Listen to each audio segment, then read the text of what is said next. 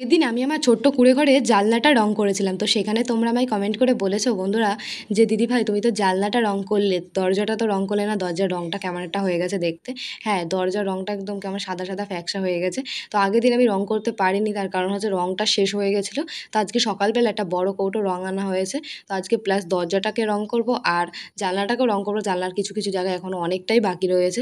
তো জানলাটা কিন্তু রং করব পরে, আগে দরজাটা আমি রং করতে বসেছি। তো দরজাটা কিন্তু রং করা প্রায় আমার কমপ্লিট হয়ে গেছে। দরজার এই সাইডের কাঠগুলোতেও আমি রং করে দিয়েছি। আজকের কমেন্টে মল্লিকা বর্বন আমায় বলেছে, ও দিদি প্লিজ আমার নামটা নাও, প্লিজ আমি তোমার সব ভিডিও দেখি, আমি প্লিজ আমার নামটা নিও। তো থ্যাংক ইউ মল্লিকা আমাকে এত সুন্দর একটা কমেন্ট করার জন্য। আমার তরফ থেকে তোমার জন্য অনেক অনেক ভালোবাসা রইলো। বন্ধুরা দেখো, আমার দরজাটা কিন্তু রং করা কমপ্লিট হয়ে গেছে। অনেকটা রং বেশি ছিল, তাই এখন আমি জানলাটাকে রং করছি। জানলার কাঠের ফ্রেমগুলো রং করার পর উপরে টিনটাতেও কিন্তু আমি রং করে দিলাম। তো বন্ধুরা জানলার দরজাটাকে রং করার পর দেখো কতটা সুন্দর লাগছে দেখতে। তো বন্ধুরা এই জানলা দরজার রংটা তোমাদের কাছে কেমন লাগলো অবশ্যই কিন্তু তোমরা আমাকে কমেন্ট করে জানিও।